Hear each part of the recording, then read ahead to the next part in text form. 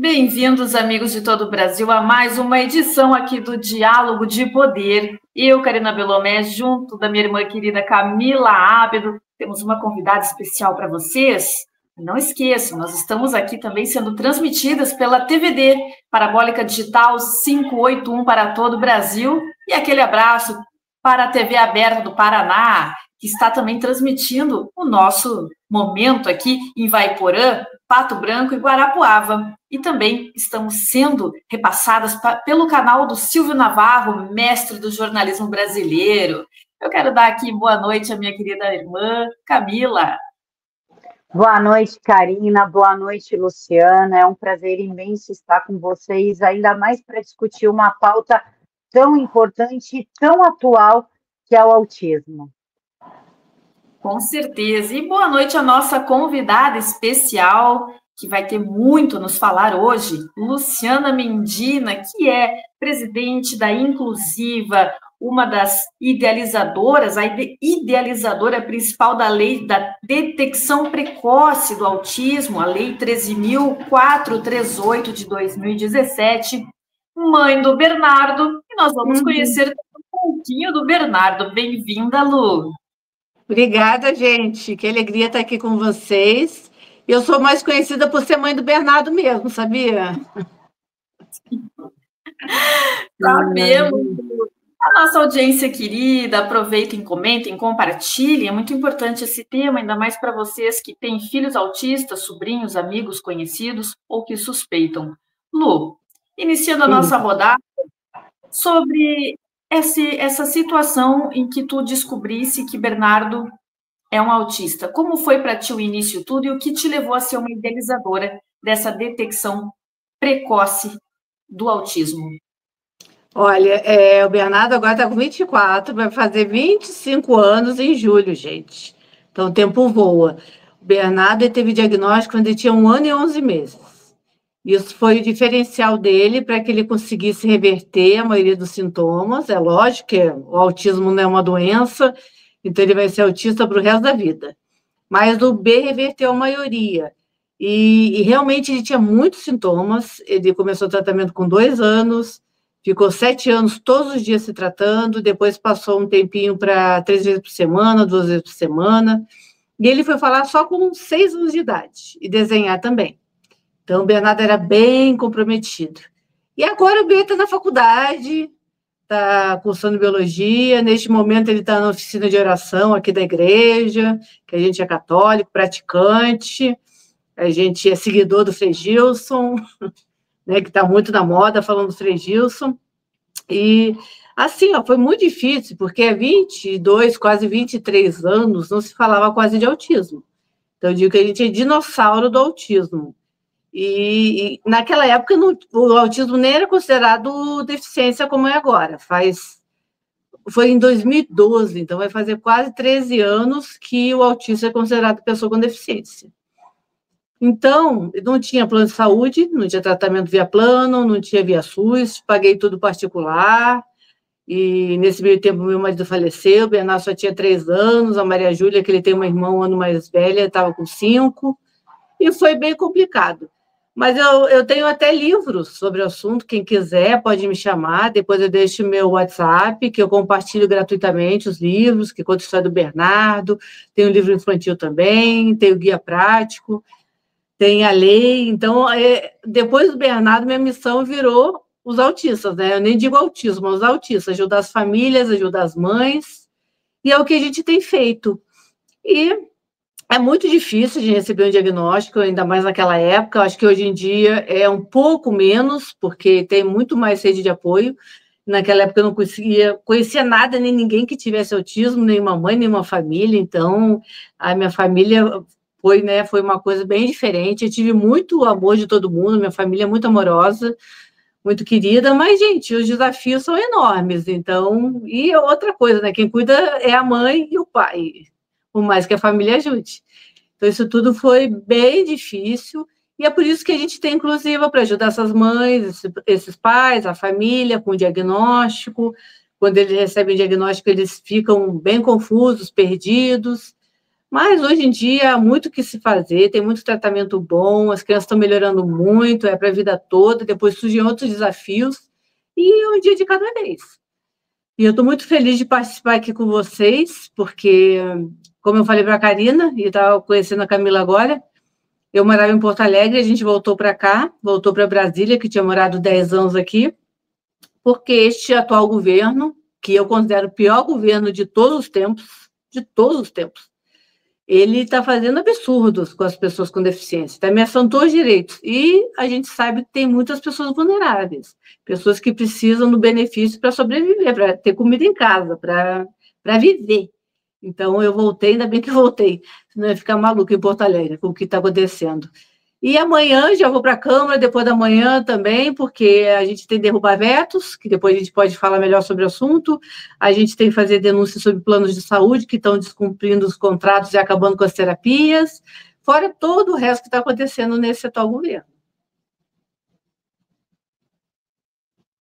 Excelente, Luciana. Luciana, assim como tu, eu também sou mãe de um autista.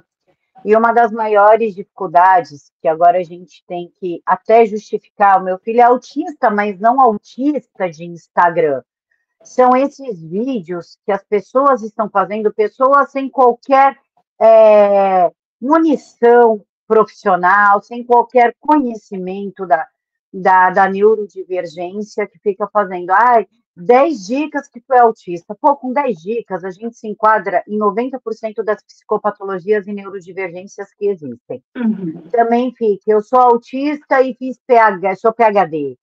E isso desclassifica e tira direito dos autistas, já que por conta dessa busca incessante de likes e atenção, eles estão tentando colocar agora o autismo como uma personalidade, e não como uma neurodivergência que, inclusive, é identificada em eletroencefalograma e ressonância magnética. Como que a senhora, também como mãe de um autista, vê essas crianças perdendo direito e tratamento em prol de likes, em prol de engajamento, onde esse desgoverno está se apoiando nisso para tirar direitos? Pois é, né? Agora a gente vai combinar. Cada vez que você me chamar de senhora, você me dá 2 pila, tá? R$2, 2 pila para a Karina, né, Karina? R$2. Cada vez me chamar de senhora.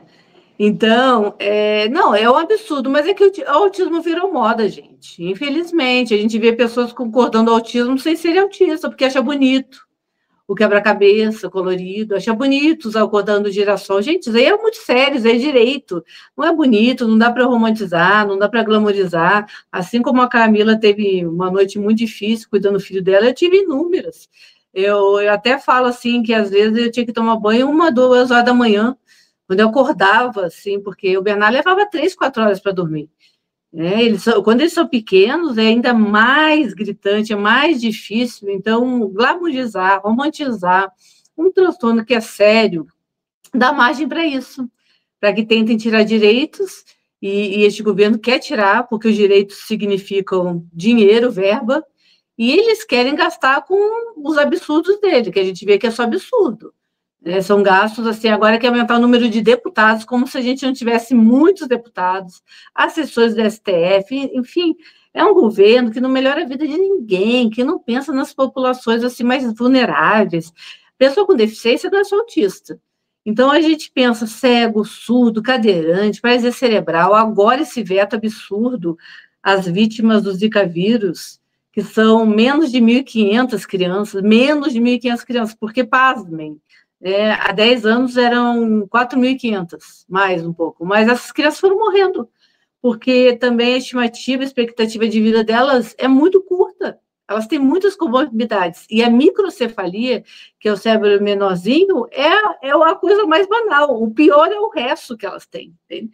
E a gente fala muito da microcefalia, e aí acompanhando essas mães que a gente está ajudando aqui, porque a gente defende elas, a gente defende todas as pessoas com deficiência, e as doenças raras também, que é uma coisa muito séria, e a gente está vendo a realidade delas. Então, que tipo de governo desumano? Porque o que eu acho é que esse governo é desumano. O que eu acho que existe desumanidade aí, que é uma coisa do diabo. Vocês me desculpem, porque, primeiro, esses presos políticos, e eu não sei se vocês sabem que a gente tinha autista entre os presos políticos, e mãe de autista, e surdo. Então, assim, gente, sabe, não tô nem falando, é lógico que todas as outras pessoas contam, mas, assim, é desumano o que essas pessoas estão passando.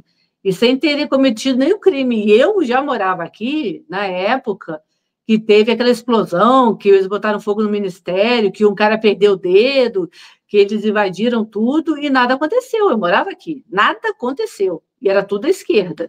Então, agora com a direita, que não tem bomba, não tem fogo, não tem nada disso, né?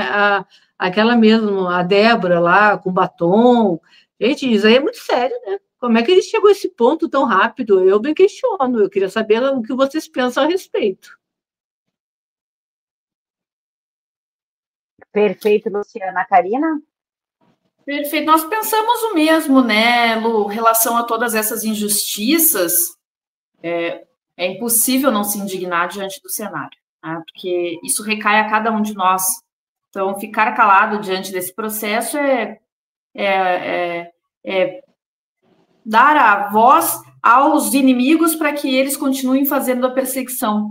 E falando em inimigo e perseguição, eu estava lendo uma questão curiosa sobre o BPC, mas só queria lembrar a nossa audiência que o STF tem um orçamento anual de quase R$ 1 trilhão para suas despesas. Despesas aqui como segurança institucional, pessoal, contribuições pagas, né? Enfim, esse orçamento vai da contribuição paga pela União, é tirado dos nossos impostos, eles também têm custos da TV e da Rádio Justiça, enfim, série de coisas para ter assessoria e tudo mais. Mas Lula parece que acha isso muito bonito e não interfere em absolutamente nada nesse quesito, né? E ele vai lá e arrebenta com o BPC, que é o benefício de prestação continuada, que limita o benefício para as pessoas de grau médio e grave, e agora está incluindo o grau leve. Como que ficam as famílias diante disso, Lu? E o que tu pode orientar as pessoas com relação a essa questão que estão nos assistindo? Assim, ó, eu falei até numa audiência sobre isso, desses gastos absurdos, eu não sabia que chegava a 1 trilhão, mas é assustador. E a gente sabe que esses ministros não trabalham também, né, gente? Você sabe que eles têm cada um, sei lá, 50, 60 assessores no mínimo, falaram 200 e tanto, mas não sei. Mas no mínimo 50, que fazem todo o trabalho deles, porque eles não trabalham. E você vê, nesse momento tão difícil, tudo que a gente está passando, né? E foi com a autorização do STF que as pessoas com doenças raras, elas perderam a possibilidade de judicializar. Quando a gente sabe que a judicialização, na maioria dos casos das doenças raras, é a única coisa que garante tratamento e remédio. Única coisa. Então, eles, assim, é desumano mesmo. A questão do BPC, eles tentaram tirar com o PL 4614 de 2024, no final do ano, na calada da noite, perto do Natal. A gente gritou tanto, a gente ficou tanto lá na Câmara que a gente conseguiu reverter. Mas passaram coisas absurdas. E eles sabem que eles conseguiram passar coisa que realmente vai tirando o BPC das pessoas. Por exemplo, a biometria a cada 2 anos. Em Brasília, em Porto Alegre, em São Paulo, em alguns lugares na capital, como a gente mora, tudo bem. Ainda se consegue fazer biometria, mas a gente tem que pensar que o Brasil é continental e que a maioria é vulnerável. A pessoa vulnerável, ela não mora normalmente na capital, tem muita gente no interior, muita gente, e que não vão ter acesso, não vão nem saber quando é a data da biometria, vão perder o acesso e simplesmente vão perder o BPC, que é isso que eles fazem. Eles estão dificultando ao máximo. E querem também aprovar uma avaliação biopsicossocial para a pessoa ter direito ao BPC. O que é isso? Isso aí é deixar que eles subjetivamente digam quem é a pessoa com deficiência ou não. Por exemplo, o meu filho Bernardo, que a Karina conhece bem, e a Camila vai conhecer um dia. O Bernardo, ele é um autista leve. Mas, gente, ele é mais leve ainda quando ele está no meio de vocês, porque aqui em casa a gente tem vários desafios, porque tem coisa que a gente não passa para o resto do mundo, que é natural de uma família. E por ser leve, o autista no nível de suporte, não quer dizer que seja fácil, nada fácil, porque tem outros tipos de desafios. dificuldade para namorar, dificuldade para fazer amizade, a questão no trabalho, ele trabalha bem, mas como é que faz para melhorar no trabalho? A faculdade ele não terminou ainda, não conseguiu, porque se desestimulou, não que ele seja mau aluno, ele é excelente, mas é difícil, né? Faculdade como é hoje em dia, é difícil fazer amigos. Ainda mais para um rapaz católico, ele vai para a missa lá da UNB, etc. Então, tem outros desafios, tem outros, de iniciativa para fazer as coisas, de organização em casa. E aí, para eles, o Bernardo é como se não fosse autista, mas o Bernardo é autista. O Bernardo tem uma deficiência que vai acompanhar para o resto da vida, vai ter dificuldades que terão que ser superadas. Ele tem um funcionamento cerebral diferente, que é isso que acontece com o autista. Então, nada muda, ele vai continuar para sempre. Então, o que eu vejo assim, né? A gente são retrocessos atrás de retrocessos nesse desgoverno, e eu só peço a Deus assim, que a gente tenha condições de falar mais sobre isso, Karina, porque a gente, né, a gente é meio raridade, a gente que está denunciando aqui, porque, infelizmente, na comunidade autista tem muita gente que não fala sobre isso, não fala. E da comunidade da pessoa com deficiência também, porque as pessoas com deficiência elas foram refém da esquerda por muitos anos com assistencialismo, quando a esquerda parecia que era boa, que só ela se preocupava com as pessoas com deficiência. Então, é uma coisa que a gente tem que quebrar. A gente começou a quebrar com a Michelle Bolsonaro, que assumiu a pauta, que é uma pessoa maravilhosa, inclusiva, né, dos surdos, dos autistas, sempre recebeu, sempre ajudou, um carinho especial dela pelas pessoas com doenças raras, mas não foi suficiente, porque a gente tem uma mídia que trabalha contra a gente. Por exemplo, quando a gente vai denunciar, quando a gente fala tudo que o Lula está fazendo contra os autistas, não tem um órgão de imprensa, não tem um jornal, não tem uma rádio, uma TV que faça essa cobertura. Não tem, eles não cobrem. Então, como é que a gente vai chegar a todo mundo que a gente deveria chegar, falando sobre o que está acontecendo agora? A gente não chega. Agora, se fosse o governo Bolsonaro, entendeu, né?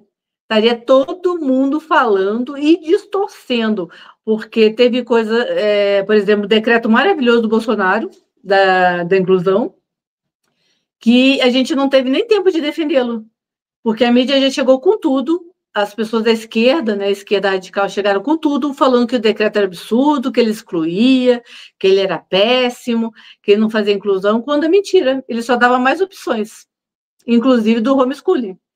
Então, o que eu vejo que agora é muito mais difícil, porque a mídia não dá cobertura para todos os absurdos que estão acontecendo, então a gente tem que gritar, gritar, gritar, torcer para que alguns perfis de autismo também compartilhem o que a gente está falando, mas eu acho que da questão da anistia é parecido, e todas as questões são parecidas.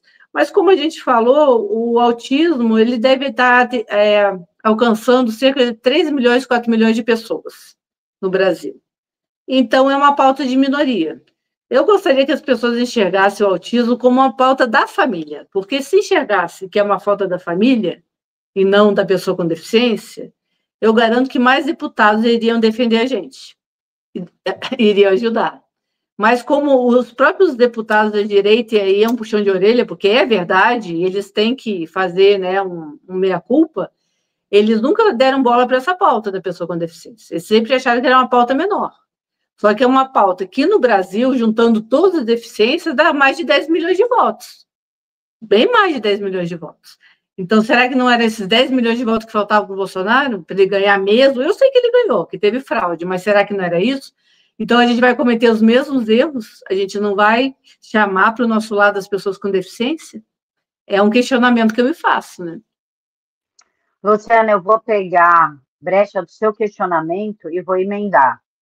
Muitos deputados de direita, vereadores, deputado estadual, deputado federal, Senado, entraram usando também a pauta do autismo. Hoje, se você procura essas pessoas, e eu posso falar por experiência própria, como estávamos conversando nos bastidores, eles simplesmente te ignoram. Ora, só tem agenda daqui a 3 meses, ora, é uma pauta muito complicada.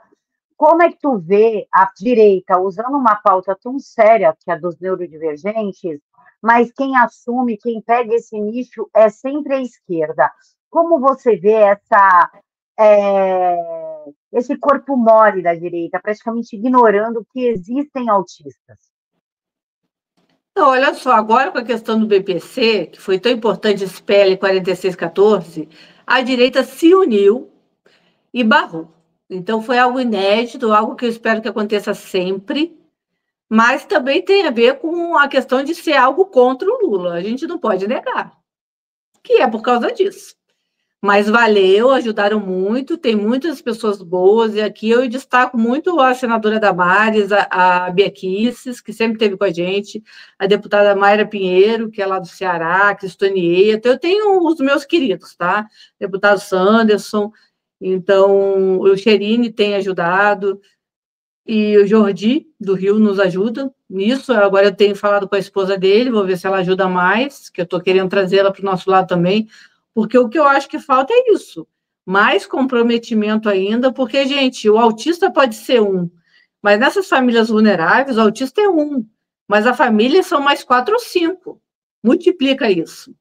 Então, são 3 milhões de pessoas, vezes 5, são 15 milhões só de família de autista. Essa é a realidade, as pessoas desprezam os números, né? As pessoas acabam, e como você falou, a esquerda se apropria. A esquerda, mas agora, gente, eu vou falar uma coisa para vocês. O que aconteceu agora com o BPC, desse final de ano, desse PL, que tentou retirar o BPC, nenhum governo até hoje ousou tocar no BPC. Não sei se vocês sabem disso. Nenhum governo. Só este que é o pior governo de todos. Nenhum governo mesmo. Então, eu acho que muitas mães caíram em si. Eu acho que muita gente acordou. Eu tenho essa esperança. Só espero que não seja enganada de novo. Mas eu acho que muita gente, quando viu o desespero, porque eu via pessoas vindo no meu privado lá do Instagram falando, me ajuda, pelo amor de Deus, que eu não consigo dormir. Eu estou tomando remédio. E não era uma ou outra, muita gente. O que vai acontecer com a minha vida? Porque as pessoas não iam ter o que comer. É isso que eu estou dizendo, as pessoas não iam ter o que comer, elas sabem disso. Que essas pessoas não conseguem trabalhar em lugar nenhum, porque não tem como trabalhar com um filho autista, nível 3 de suporte, severo, que é adolescente ou adulto, né, que a mãe tem que ficar o tempo todo. E não é só autista, paralisia cerebral, as mães têm que cuidar o tempo todo. E muitas outras deficiências que obrigam a mãe a não trabalhar. Essas pessoas iam passar fome. E a maioria dessas mães, que é uma coisa que deveria ser dito, 78% dessas mães cuidam dos filhos sozinhas porque os pais vão embora. Então, por que não tem uma política diferente para essas mães? A gente tenta tanto arranjar um trabalho para elas, elas não têm como sair de casa, gente. Então, mas o que poderia ser pensado para que elas tivessem outra renda? E que não contasse, é óbvio, né? Óbvio. Então, você vê que a questão é bem séria, assim, e que a gente tem que chamar a direita, a verdadeira direita, e, gente, tem gente boa na esquerda e na direita, né? Ou melhor falando, não gente boa na esquerda e na direita, tem gente ruim nos dois, porque na esquerda é difícil ter gente boa. Desculpa eu falar abertamente. Mas quando as pessoas defendem absurdos como aborto, como drogas, como bandidagem, como ideologia de gênero, não tem como dizer que essa pessoa é cristã, né? Essas pessoas seguem tudo menos Jesus. Então, é muito sério. Mas eu vejo que a questão é mais complexa ainda, porque esse é o pior governo de todos os tempos, e eu tenho muito medo do que vai acontecer, porque eu acho que não vai parar por aí, eles vão tentar tirar mais direitos de pessoas com deficiência. E para vocês terem uma ideia, quem recebe BPC são 6 milhões de pessoas que recebem BPC. Vocês conseguem imaginar 6 milhões de pessoas passando fome? Mais 6 milhões? É muita gente. É muita gente. Desculpa, Cá, pode falar. Pode complementar, Cá. Não, eu ia falar excelente, Luciano. Inclusive, eu acho que é uma coisa para a gente, quem quiser pode cortar e tudo, e começar a marcar deputado, vereador, senador, porque são pessoas que vão passar fome. Ah, mas eu não acredito no autismo. Ninguém aqui está perguntando se tu acredita ou não. O que nós estamos falando é que pessoas vão passar fome. Sendo de direita ou esquerda, eu acho que a gente tem que ter, no mínimo, de solidariedade, de compaixão por essas pessoas, certo, Karina? Com certeza, eu apoio que seja feita essa pressão de toda forma. E, Lu, nós estamos vendo aqui a hashtag #DerrubaVeto38. O que seria esse veto? Não, eu entrei nessa hashtag, foi bom, né? A gente quer derrubar 3 vetos. Não são só esses, tem outros absurdos, né? Mas 3 que atingem as pessoas com deficiência. O 38 é o primeiro. O 38 é tão absurdo, mas tudo é absurdo, mas você tem que levar em consideração o que esse governo quer, que aí faz todo sentido, porque tudo é o mesmo plano. O 38 é o seguinte: foi aprovado um projeto de lei na Câmara e no Senado que dispensa de perícia médica quem tem uma deficiência permanente, que é uma coisa óbvia, que a gente não deveria nem ter projeto de lei. Por quê? Se é deficiência permanente, como é que a cada 2 ou 3 anos você vai fazer uma perícia médica? O que vai mudar? Eu até brinco que se acontecerem vários milagres é porque Jesus voltou, então não precisa nem de BPC, né? Mas, assim, o que vai mudar? Vai mudar nada. Autismo é para a vida toda, síndrome de Down é para a vida toda, e essas deficiências do BPC, 99% é para a vida toda. Então, mas atinge principalmente quem recebe BPC, que são esses 6 milhões, mais os aposentados por invalidez. E aí, por que fazer essa perícia? Bem, por que o Lula vetou que dispense a perícia? Porque ele quer dificultar o acesso, gente. Se a pessoa tem que fazer a perícia a cada 2, 3 anos, que seja, ela perde a perícia, ela perde o benefício. Ela muda de casa e ela não recebe a notificação, ela perde benefício. Ela idosa também recebe BPC. Então, se ela é idosa e ela é idosa, e ela está acamada, ou ela está com alguma dificuldade, e ela não vai fazer perícia, ela pede BPC. Os cegos têm muita dificuldade também nessa questão de locomoção. Não é todo cego que vive na rua, como, né, hoje em dia tem mais pessoas com deficiência na rua. Então, também é um grupo que não consegue fazer biometria direito, não consegue para a perícia de direito, e não vai mudar a cegueira deles. Então, tudo é uma tentativa de tirar. Então, esse veto 38 é o veto à deficiência permanente, porque agora a gente tem vários laudos permanentes. Então, se a gente aprova o laudo permanente, como é que a gente ainda vai fazer perícia se o laudo é permanente? Quer dizer, é a coisa mais incongruente que existe. E eles querem dificultar. Tudo é para dificultar a vida das pessoas com deficiência. Esse é o 38. Depois a gente tem veto 2, que é o veto das vítimas do Zika vírus, que eu falei, que são menos de 1.500 famílias, que aí passariam a receber o teto do INSS. Nada mais justo, até porque a expectativa de vida dessas crianças é muito baixa. Eu acho que se fosse justo mesmo, teria que ser retroativo. Pegar aqueles 4.500 iniciais, e mesmo se tivesse perdido os filhos, porque tiveram gasto durante esses 10 anos, dificuldade pra caramba. Olha, gente, Zika vive internando, vive no hospital, porque é cheio de comorbidades, é muito difícil. Então, isso seria justo. Se a gente fosse um país sério, dava ainda para aqueles que já perderam os filhos, mas que gastaram tanto. Mas não é isso. É para pagar esses menos de 1.500 que ainda estão vivos. E o Lula também vetou, é óbvio, que ele é um cara horroroso, né? Tem que ser muito desumano para vetar para as vítimas de Zika vírus. E o veto número 4 é da diabetes tipo 1, que as pessoas com diabetes tipo 1, que é aquela mais resistente, aquela que leva a amputações, aquela que normalmente a pessoa nasce com ela, não adquire, e que desde pequena tem que tomar insulina e 1000 coisas, injeções, e é bem complicada mesmo, e que se não tiver tratamento adequado, se não tiver um apoio, a pessoa vai amputando, ficando cega, cheia de comorbidades.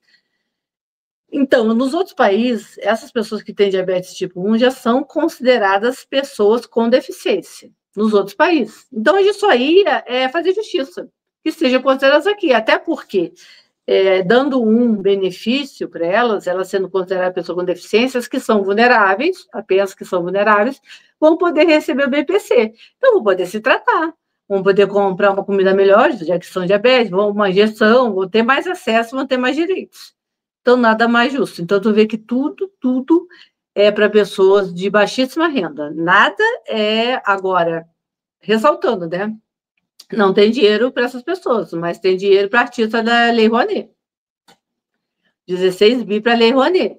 Então, a gente até faz um trocadilho. Não tem para o autista, mas tem para o artista, né? Então, esse é o nosso país. Luciana, a gente pode falar, então, que o governo Lula... Porque, assim, na época do governo Bolsonaro, além de eu ter um filho autista, eu tenho um filho que sofreu com falta de oxigenação no parto, então ele precisa de um apoio. na época do presidente Bolsonaro, ele deu professores para alunos especiais em escolas regulares, para fazer a verdadeira inclusão, né? Tinha a inclusão. Assim que o Lula assumiu, ele mandou tirar esses professores, essa ajuda, e está acabando cada vez mais com a inclusão dentro das escolas regulares e colocando os autistas e outros neurodivergentes e portadores de deficiência completamente marginalizados do convívio social. A gente pode dizer que esse governo realmente odeia o que é conhecido como minoria? Ah, pois é, né? Não, minoria, né? Ai, gente, não dá nem para falar minoria absurda, tipo, que defende coisas erradas, ideologia de gênero, absurdos e tal. Esse governo parece que gosta.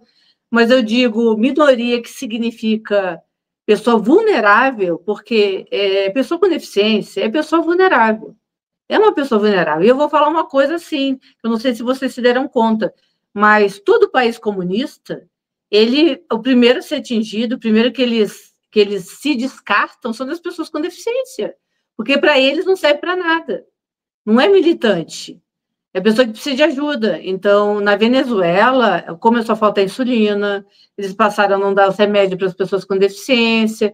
Os primeiros a morrer são as pessoas com deficiência. São os que eles não ligam a mínima, porque não são o reduto deles, são pessoas que precisam de ajuda, são mais vulneráveis. Eles não querem gastar com essas pessoas. Para eles, essas pessoas não são úteis, porque não vão pegar um revólver, não vão para a rua, não vão defender absurdos. Então, eles se descartam mesmo. Todo país comunista, o primeiro que ele deixa de lado é a pessoa mais vulnerável, que precisa mais de atenção, de mais amor e carinho. Então, ele está seguindo uma cartilha que é dos países socialistas. Nada tão surpreendente. Surpreendente é o nível de crueldade, porque muito rapidamente já mostrou que veio. Porque você tentar tirar a BPC de 6 milhões de pessoas, assim, na cara dura, como eu falei para vocês, nenhum governo ousou fazer isso, nenhum governo tem essa cara de pau. Eu só gostaria que a mídia divulgasse mais, porque não divulga. Porque aí eu teria certeza que esses 10, 15, 20 milhões de pessoas com deficiência não votariam nunca.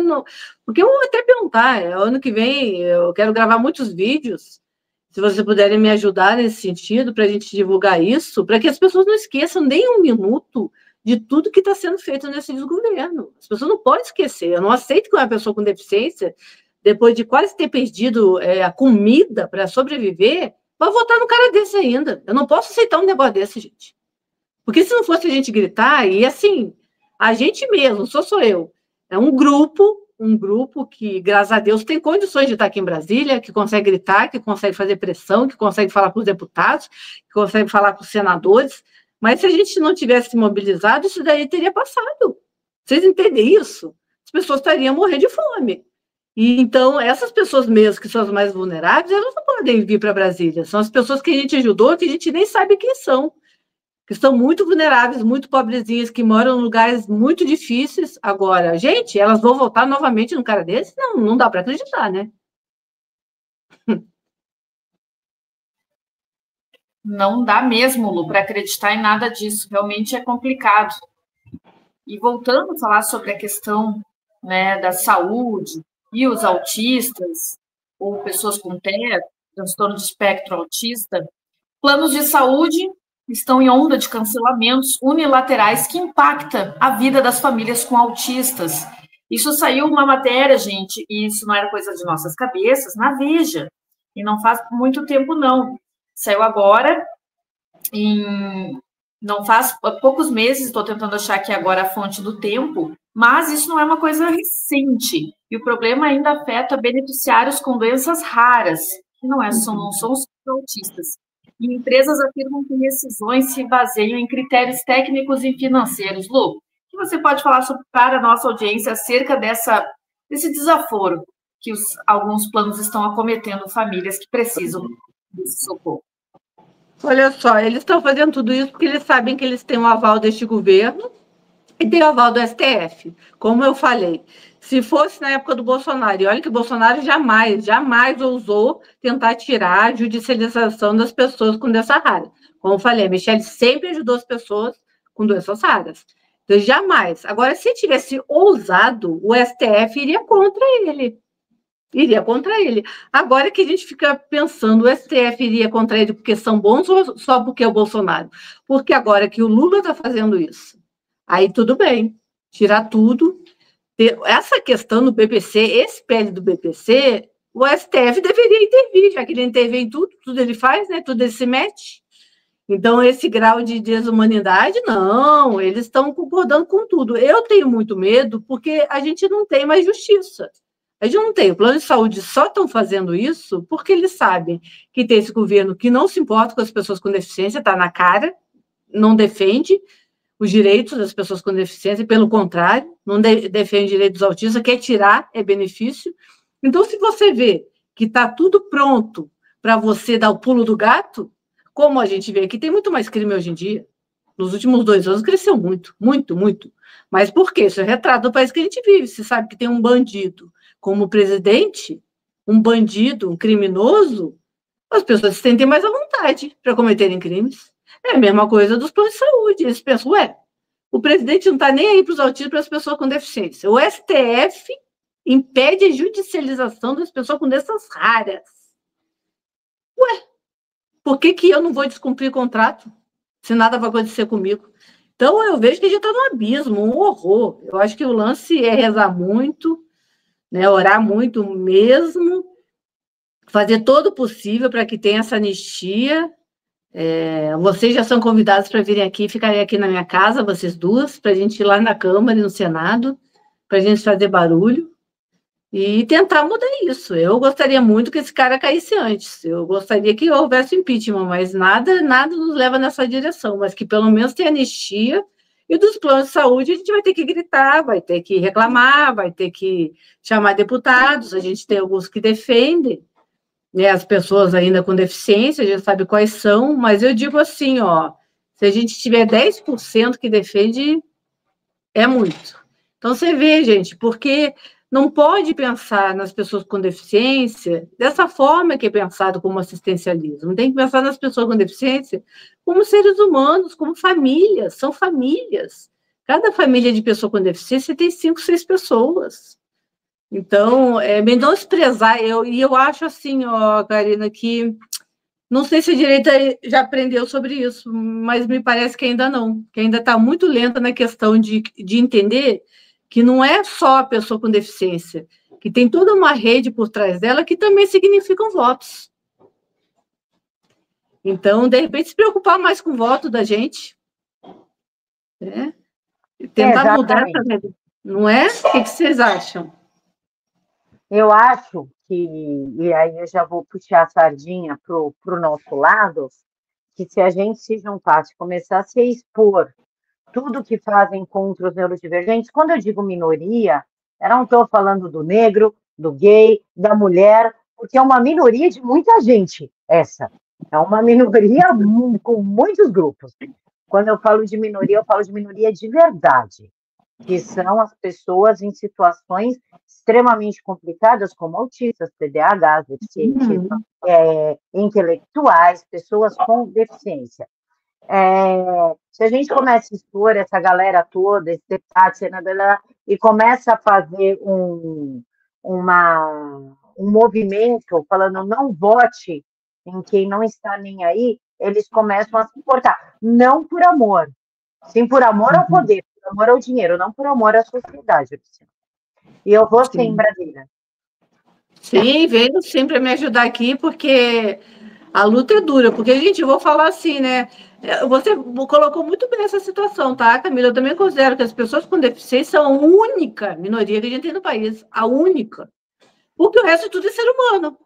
Negro, homossexual, tudo é ser humano. E todo ser humano que eu digo tem deficiência, certo? Todos esses não têm deficiência. Então, a vida deles é para ser mais fácil, depende deles. Agora, quando você já tem uma deficiência, porque deficiência não é escolha. Não vamos comparar com ser homossexual, ser o que for. Não é uma escolha, deficiência não é uma escolha. E ela realmente tem barreiras, tem dificuldades. Quando não é uma deficiência cognitiva, é uma deficiência física, uma deficiência motora, gente, deficiência é deficiência, e é para o resto da vida. Então, é a única minoria que deveria ser considerada. Mas é que menos interessa para todo mundo. E isso é muito triste, porque muitos não conseguem nem chegar na Câmara do Senado. A maioria não consegue chegar, gente. Porque é tão difícil a locomoção por ser pessoa com deficiência que a gente não consegue lotar os locais. Então, você vê como a gente precisa de representantes, a gente precisa de mais gente que realmente se porte. E eu já vi deputado ganhar mais com causa animal do que causa das pessoas com deficiência. Isso é muito triste. Nada contra os bichinhos, que eu também tenho. Mas isso é muito triste, isso é falência, né? Da existência humana. Porque entre o ser humano e o bicho, eu sempre vou preferir o ser humano. O ser humano dá trabalho, exatamente. O ser humano dá trabalho, mas é muito fácil, é muito... Né? É amor incondicional. Você tem que amar apesar dos defeitos, das dificuldades. O ser humano é complicado. Agora, dizer que prefere bicho do que gente, pelo amor de Deus. Então, mas eu concordo com você. E aí a gente pode se unir nessa também, porque eu vejo que, assim, o que eu acho mais importante é que chegue a todo mundo que este é o pior governo de todos os tempos, porque enquanto a gente mostra as coisas, eles já vão criando narrativas para dizer que não, que tudo é justificado. Até algumas, mas pouquíssimas, e a gente foi em cima dizendo que não, que o Lula não estava tirando o BPC das famílias, que ele estava fazendo uma fiscalização. Fiscalização para o bolso dele, né? Fiscalização para o bolso dele, Luciana, pelo amor de Deus. Eu acho que tem que ser muito imbecil. Mas eu acho que tem que ser muito imbecil. Mas é que o problema é que eles não falam a verdade nunca, né, gente? São mentirosos patológicos, né? E aí eu fico pensando, pô, como é que tem gente que ainda cai nos caras mentirosos desses, gente? Nada deles é de verdade. Nada deles é de verdade. É tudo mentira, não consegue abrir a boca e falar uma verdade. Eu acho que eles se esquecem que mentir é pecado, porque mentir é pecado, pecado mortal, não é brincadeirinha, entendeu? Mas, enfim, é o que adianta falar sobre Deus para eles, que eles não dão a mínima para Deus, né? Eu queria até que tu comentasse exatamente isso, né? Nem seria essa a minha pergunta, mas vou fazer. Existe cota para transexual, ou seja, eu sou uma menina, se eu me vestir de menino, fazer um vestibular e mal pra caramba, eu sou trans, e essa vaga é minha. Como é que você vê? Não se aplica aos autistas, por exemplo, aos síndrome de Down, enfim, existe muito mais cota para transtorno sexual, digamos assim, não pode, isso daí dá processo. Há opções sexuais do que para neurodivergentes e pessoas que realmente precisam. Como é que tu vê isso? O teu filho, um autista de 20 anos, ter que competir por uma vaga com um trans que muito provavelmente vai tirar a vaga dele. Assim, ó, eu não sou favorável nem à cota racial. Eu só sou favorável à cota social e da pessoa com deficiência. E a gente tem essas cotas, mas é absurdo realmente competir com racial, para mim, não tem a ver, porque não tem uma deficiência, nada justifica. E eu acho que trans entra na mesma coisa do racial, mesma coisa. Então, só para mim, só a pessoa com deficiência e o social. Porque, por exemplo, eu conheço caso de rapaz negro, filho de servidor que ganha muito bem, que estudou no melhor colégio de Brasília, e quando foi entrar na NB, entrou por cota. Ou seja, ele tirou o lugar de um negro de baixa renda. Eu acho que isso é hipócrita, isso é moral, isso é feio. E vou contar uma coisa para vocês: o meu filho tinha direito à cota para entrar, que se justifica. Mas o Bernardo não usou. O Bernardo me comunicou que ele ia passar como todo mundo e que ele não ia usar a cota dos autistas. Ele não quis facilitar a vida dele. Ele falou, eu vou estudar e eu vou passar, mãe. E passou mesmo. Mas eu digo assim, ele que teria o direito, que se justifica, porque demora mais tempo para fazer a prova, porque tem umas questões subjetivas mesmo, de perguntas, de aprendizado. Ele falou, não, eu vou pegar o caminho mais difícil, mas o caminho que é honroso, porque eu sou capaz. E foi. Agora, esse mesmo menino negro, né, que não justificava nada, entrou na cota. Então, você vê que a questão é moral, gente. A questão é moral. A questão é como a gente é educado e como a gente se vê e da gente não tentar o jeitinho brasileiro. Sempre o jeitinho brasileiro. Sempre o jeitinho brasileiro. E quando eu falei para algumas pessoas que o Bernardo não ia usar cota, porque ele decidiu, se ele decidiu, está decidido, e eu senti muito orgulho dele, Falaram, mas não dá para acreditar, é tão mais fácil. Sim, mas às vezes a pessoa não quer o mais fácil, é a pessoa que quer o mais honroso. Ele poderia usar cota. Se ele quisesse usar cota, eu não me opus. Ele fala assim, eu vou usar, porque é um direito dele. E, repito, se justifica para a pessoa com deficiência. Mas ele não quis. E eu não ia ser a mãe que ia falar, não, minha filha, mas é tão mais fácil com cota, minha filha. Para com isso. Não, eu seria essa mãe, porque eu não sou essa mãe. Só que eu rezei bastante para ele passar, porque fiquei com medo. É óbvio que eu fiquei com medo, porque eu sei que ele tem mais dificuldades. Mas ele passou nas duas, fácil, de boa, porque eu acho que Deus ajuda também quem faz as coisas certas, né? Mas, então, eu já digo, eu não sou favorável à cota, eu acho absurdo esse monte de cota, eu acho que a gente tem que viver na meritocracia, e cota para pessoa com deficiência sim se justifica, e até a gente tem que melhorar em algumas coisas, porque as provas de vestibulares, as provas de concurso, elas ainda são muito falhas para as pessoas com deficiência. Então, se você botar que o negro tem cota, que o trans tem cota e que a pessoa com deficiência tem cota, a pessoa com deficiência está saindo atrás, porque ela tem mais dificuldade. Então, ela vai ficar atrás desses dois. Aí não é nada justo, né? Nada é justo. A gente tem que mudar muita coisa nesse país, gente. Cá, posso passar por cima de ti agora? Pode, eu deixo. Só para pegar o gancho do que a Luciana falou. Luciana, no momento eu moro em São Paulo. E aqui eu estou numa luta, tentando falar com o vereador, que só tem agenda daqui a 3 meses, mas se eu fosse oferecer dinheiro, sei lá, eu apoio, eu acho que teria agenda para agora, mas tudo bem, né? Teve muita agenda na época da eleição e agora não tem mais agenda, deputado estadual, enfim, até prefeito, que falou da pauta do autismo, mas não recebe mãe de autista para receber uma apresentação, uma explicação.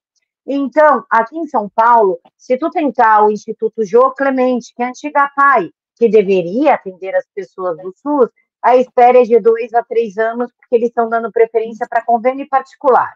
O convênio não pega mais pessoas com autismo, inclusive eu fui uma das que fui rechaçada na hora de fazer um convênio por conta do meu filho autista e do outro com problema de oxigenação na hora do parto. Outra opção é o particular no Instituto Jô Clemente, quase 10 mil reais. Já na Casa Teia, 6 mil reais. Meu autista vai ter que fazer um exame, 2 exames, na verdade, a soma deles 10 mil reais, porque o SUS não oferece ressonância magnética do crânio com anestesia e o BERA, para ver do canal auditivo até o tronco cerebral anestesiado. Também não oferece, a gente tem que pagar do nosso próprio bolso. Como tu vê essa atuação dentro de estados, dentro do próprio estado, não dá a mínima para o neurodivergente? Pois é, gente, eu vejo que tem muita diferença em todos os estados e cidades. O Brasil é muito grande, então eu posso dizer para você que tem cidades do interior que tem tudo. Mas é um preço também, você teria que se mudar para lá. Tem trabalho, tem tudo, mas você ganha menos, normalmente na cidade do interior. E você tem que ter uma estrutura também para morar. Mas o Brasil é assim, tem lugares que tem tudo e tem lugares que não tem nada. Então, e a gente sabe que passa pelo prefeito, pelo governador, pelo governo federal, e essa fila só tende a crescer, não dá para esperar por fila do SUS. Eu falaria para você tentar a judicialização, não sei se você já tentou essa via, que eu não acho das mais honestas e corretas, vou até falar por quê. Porque normalmente quem está na fila esperando e vai chegar o momento dessa pessoa, se você judicializa, você passa na frente dessa pessoa. Não é moralmente, é horrível. Mas numa situação dessa, que teu filho precisa de tratamento e o Estado não dá, eu acho que tem que tentar a judicialização. Agora, a PAI, com esse valor de 10 mil reais, valor de uma faculdade, e 6 mil a outra que você falou, gente, realmente, eu não sabia que São Paulo estava esse nível, não sabia mesmo. Porque assim, a gente tem mais dificuldades, mas Porto Alegre está bem melhor. E Brasília também. Brasília também, que aqui eu também atuo, já me formei.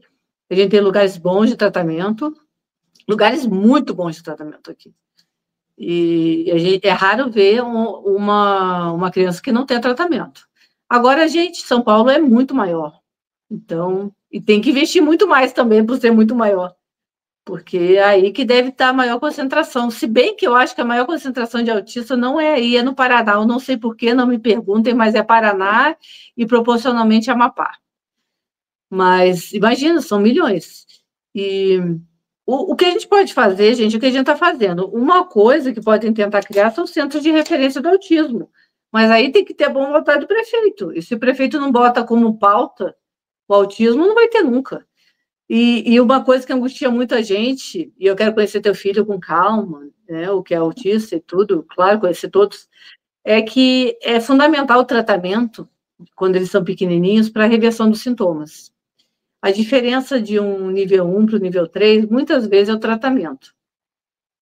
Porque enquanto eles são pequenininhos, até o médico pode falar, ele é nível 3, mas isso aí não quer dizer que seja mesmo, isso aí não é estanque, isso aí ele vai mudando. Se tiver um tratamento bom e tiver condições de melhorar, ele de nível 3 vai passar para nível 1, como eu falei, o Bernardo vai falar com 6 anos. Se com 3 ou 4 anos ele tivesse outro diagnóstico, eu vou falar que ele é nível 3, só que não é estanque. Com tratamento pode ser revertido. Agora, quantas crianças que serão nível 3 suporte, chamado de autista severo, não verbal, porque não tiveram tratamento? Porque simplesmente não tiveram tratamento. Então, é uma vida perdida, gente. É uma vida perdida, porque todas as potencialidades, tudo o que poderia fazer, enfim, tudo vai embora. E outra questão, a gente sabe que o nível 3 de suporte é aquele filho que vai passar o resto da vida com a gente. Então, bota uma carga muito grande na mãe, na família, porque só uma mãe mesmo de autista para conseguir cuidar do seu filho autista. É muito difícil. Quem que vai cuidar como a gente cuida? Porque são desafios diários, desafios pesados.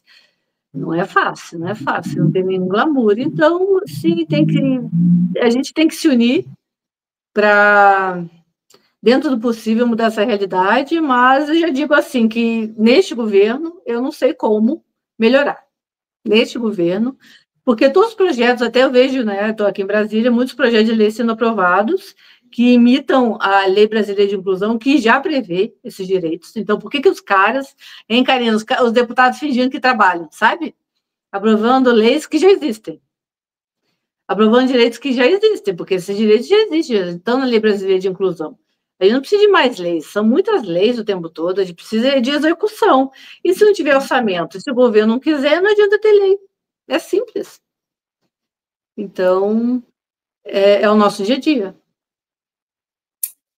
Com certeza, Lu, é complicado mesmo e é uma luta, né? Uma luta que não se para. Lu, nós estamos indo para a última rodada. Dia 2 de abril será comemorado o Dia Mundial, né, de consciência sobre o autismo. E o que acontecerá em Brasília dia 2? Pode falar um pouquinho para a gente? Sim, dia 2 a gente vai falar lá da Comissão de Direitos Humanos do Senado, lá que agora é presidida pela senadora Damares, que a gente adora, né, que ela tem um carinho especial pelo Bernardo, e a recíproca é verdadeira, o Bernardo adora a Damares. E a gente vai denunciar isso que eu digo, a gente vai denunciar. Mas a gente espera que, né, as pessoas compartilhem, a gente vai fazer denúncia, e eu espero assim falar, eu vou preparar um dossiê de todos os absurdos desse desgoverno, desde o começo contra os autistas, desde a primeira fala do Lula, dizendo que quem tem problema de transtorno mental tem problema de parafuso, que ele falou, mas isso fosse o Bolsonaro falando, né? E depois, tudo que ele falou, também do pessoal que usava muleta, que era uma vergonha usar muleta, assim, enfim, ele abre a boca, né, o que sai, e depois todas investidas do BPC, tiraram o protocolo de risco daquela lei da detecção precoce da caderneta de saúde da criança, o protocolo de risco que é fundamental, que estava lá desde 2017, o único governo também que ousou tirar o protocolo foi esse governo, para dificultar o acesso, dificultar a detecção, tudo eles querem dificultar para o autista não ter tratamento, para o autista não receber PPC, enfim, só absurdos. Então, a gente vai preparar um dossiê bem legal para falar de todos os absurdos. O Bernardo vai falar também, eu acho que também vou falar na Câmara, estou pegando, igual o Mingau, pegando todas as botas, vou falar na Câmara, vou falar no Senado, vou gravar vídeo com a Bia Kicis, vou gravar vídeo com todo mundo e denunciar. porque tem que parar, né? Tem que parar esses ataques, tem que parar. Eu não vejo que estão parando. Eu acho que eles deram uma recuada, porque agora também é começo de ano e nada está acontecendo ainda, mas a gente vai ficar muito esperto, como eu disse, eles querem vir com uma avaliação biopsicossocial que a gente não vai aceitar, porque existe o CID, que é a classificação da deficiência, da doença, e a gente não vai aceitar. Mas a gente vai comemorar, sim, dessa forma, denunciando todos os absurdos. Então, estão todos convidados para virem aqui para o Senado, a Comissão de Direitos Humanos. O Bernardo também vai falar, eu vou falar, vou ver se a gente consegue um psiquiatra falando da importância do diagnóstico precoce, do tratamento, e outras mães falando também, é a mesma coisa na Câmara, e depois a gente vai partir para outras audiências públicas das doenças raras e de outras deficiências que precisam também de muita atenção. Então, vocês que quiserem vir para cá, são convidadas também. Obrigada, Lu. Inclusive, estou falando aqui com a Karina. Preciso de ajuda para chegar em Brasília, para levar o Matheus, porque eu quero que vejam. Isso porque, Lu, meu filho foi diagnosticado agora, com 2 anos e 6 meses. Sempre desconfiei. E uma coisa que eu acho importante falar, Lu, também, é diagnóstico errado. Olha só, pessoal, uma história muito rápida. O ano passado, eu levei meus filhos numa psicóloga, não sei o que lá, famosa do Instagram, mestre pela USP, doutora pela puta que pariu, não sei o que, das quantas. Peguei empréstimo para pagar essa mulher. Ela errou no diagnóstico dos meus 2 filhos. Tratamento errado. Matheus, se tivesse sido diagnosticado antes, talvez não estaria com as estereotipias que ele está no momento, que eu mostrei o vídeo aqui para a Luciana, para a Karina, do quanto ele sofreu na noite de ontem, por 3 horas seguidas, sofrendo com estereotipias. Então, cuidado em quem vocês levam. Não é porque é famoso, que está cheio de seguidor, que a coisa toda, que vai te dar um diagnóstico. Procurem outras opiniões. Como ela deu o diagnóstico, e a famosa, formada pela USP, eu deixei para lá. De repente, eu vejo meus filhos piorando cada vez mais. E aí eu levei num local aqui em São Paulo, chamado BrainTech, que é neurofeedback. Eles ali passaram pela avaliação, pelo eletro, enfim, para ter um diagnóstico. E olha só, ela estava completamente errada. Hoje, o mais velho que sofreu com falta de oxigenação recebe o tratamento correto e aprendeu a ler, aprendeu a escrever e já está melhorando na fala.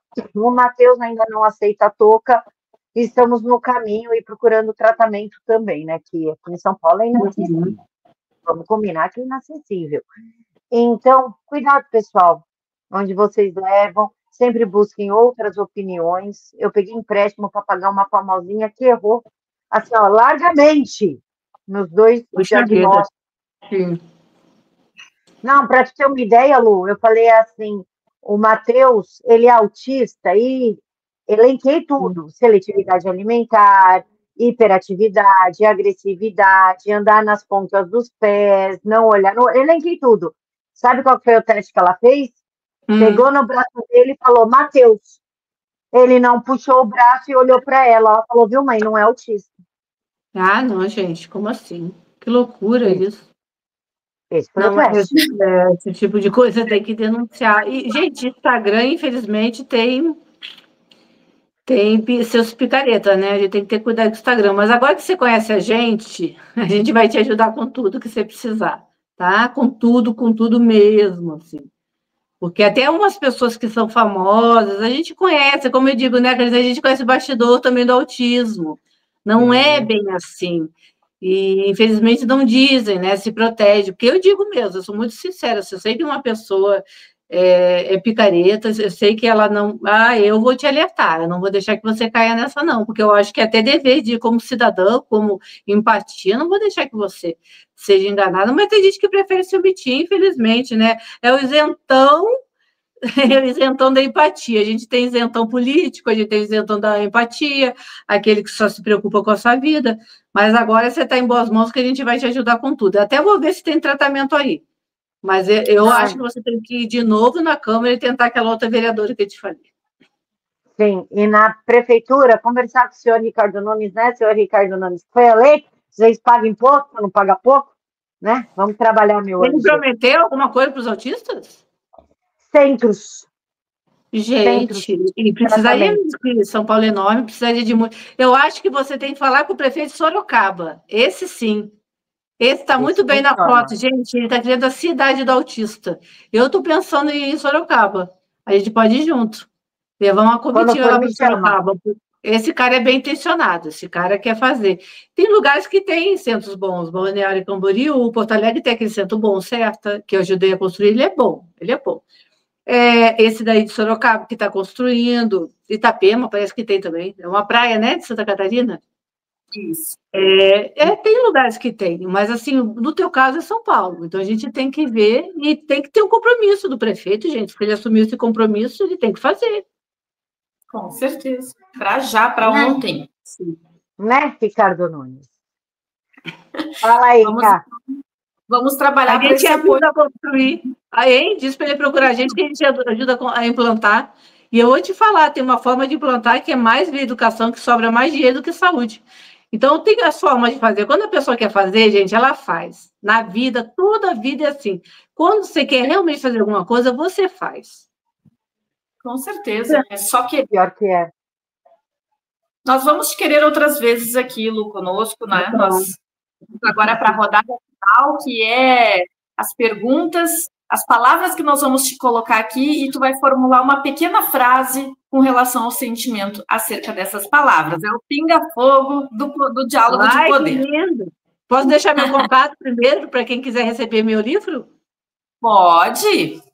Tá, o meu contato agora é 61, que eu estou em Brasília, 99160 1758. Perfeito. Quem anotou Pode aí? repetir, Luciana? É 61 99160 1758. Maravilha. Lu, a primeira palavra é pessoas com deficiência. Superação. Futuro. Futuro, a Deus pertence. Medo. Só de Deus. E não é medo, é ser temente a Deus mesmo e o único que me guia. Coragem. A coragem é muito importante para as mães de autistas. Muito importante. E elas têm que ser corajosas e elas têm que segurar na fé que elas vão longe. E para finalizar, Brasil. O Brasil é de Deus, o Brasil é nosso. O Brasil é dos trabalhadores, da nossa união, tá? E nós todos aqui juntos. Perfeito, Lu, muito obrigada pela tua disponibilidade, pelo teu trabalho, teu empenho. Parabéns aí pelo nosso Bernardo. E por tu estares nessa linha de frente no dia 2, vamos todos aportar a Camila Abdo para que ela possa ir até Brasília falar da situação da capital paulista, gente. É importante isso ser exposto por uma pessoa que vive e sabe o que é ter um filho autista sem o suporte necessário dos impostos que nós pagamos ao poder público. Um agradecimento especial à TVD, está sempre conosco, 581 Parabólica Digital, aos amigos do Paraná, e, claro, Silvio Navarro, querido, grande mestre, e também Vaiporã, Pato Branco aí e Guarapuava, que estão sempre conosco. Um beijo, Camila, minha irmã querida. Luciana, muito obrigada. Até mais. Beijo, gente. Tchau, tchau.